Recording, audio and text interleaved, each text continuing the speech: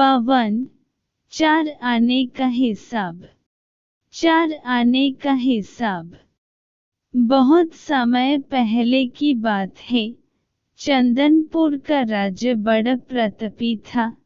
दूर दूर तक उसकी समृद्धि की चर्चाएं होती थी। उसके महल में हर एक सुख सुविधा की वस्तु उपलब्ध थी, पर फिर भी अंदर से उसका मन अशांत रहता था। उसने कई ज्योतिषियों और पंडितों से इसका कारण जानना चाहा। बहुत से विद्वानों से मिला। किसी ने कोई अंगूठी पहनाई तो किसी ने यज्ञ कराए, पर फिर भी राजा का दुख दूर नहीं हुआ। उसे शांति नहीं मिली। एक दिन भेष बदल कर राजा अपने राज्य की सैर पर निकला। घूमते घूमते वह एक खेत के निकट से गुजरा। तभी उसकी नजर एक किसान पर पड़ी। किसान ने फटे पुराने वस्त्र धारण कर रखे थे और वह पेड़ की छांव में बैठकर भोजन कर रहा था।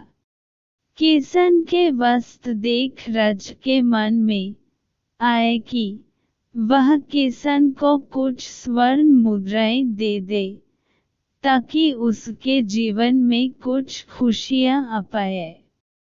राजा किसान के सम्मुख जाकर बोला, मैं एक राहगीर हूँ, मुझे तुम्हारे खेत पर ये 4 स्वर्ण मुद्राएं गिरी मिली।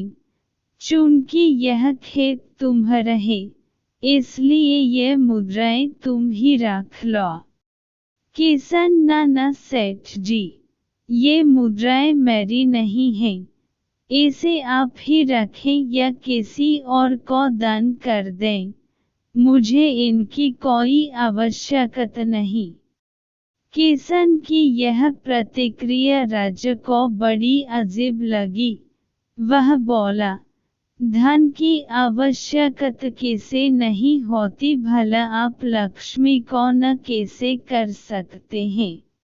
सेठ जी, मैं रोज 4 आने कम लेता हूँ और उतने में ही प्रसन्न रहता हूँ। किसान बोला, क्या आप सिर्फ 4 आने की कमाई करते हैं और उतने में ही प्रसन्न रहते हैं?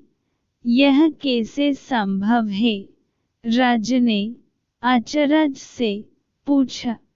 सेठ जी, किसान बोला, प्रसन्नता इस बात पर निर्भर नहीं करती कि आप कितना कमाते हैं या आपके पास कितना धन है। प्रसन्नता उस धन के प्रयोग पर निर्भर करती है। तो तुम इन 4 आने का क्या क्या कर लेते हो? राजा ने उपहास के लहजे में प्रश्न किया।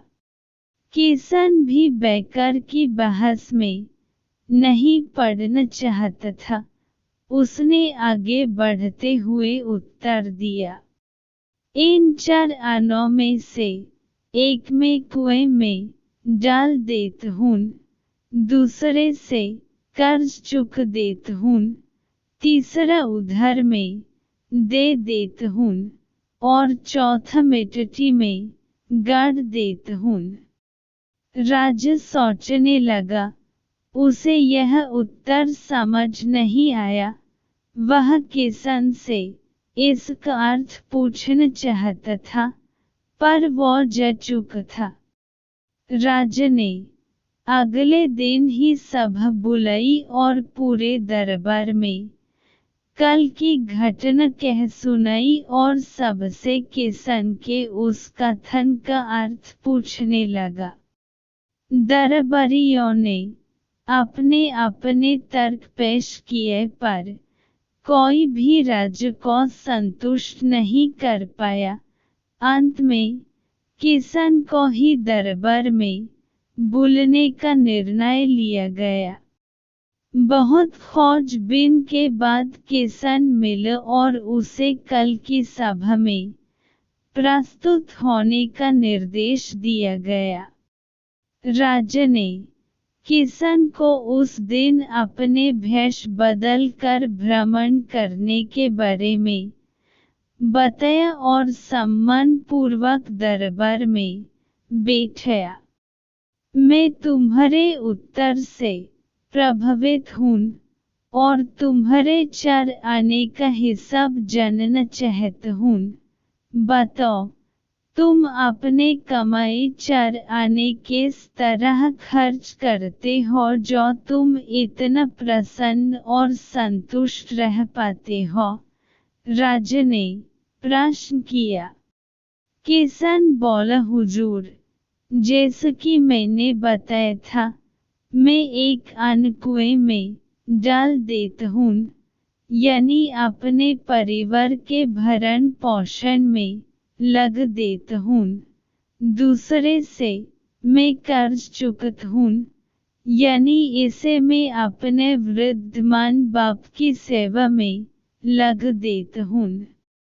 तीसरा मैं उधार दे देता हूँ, यानी अपने बच्चों की शिक्षा दीक्षा में लग देता हूँ।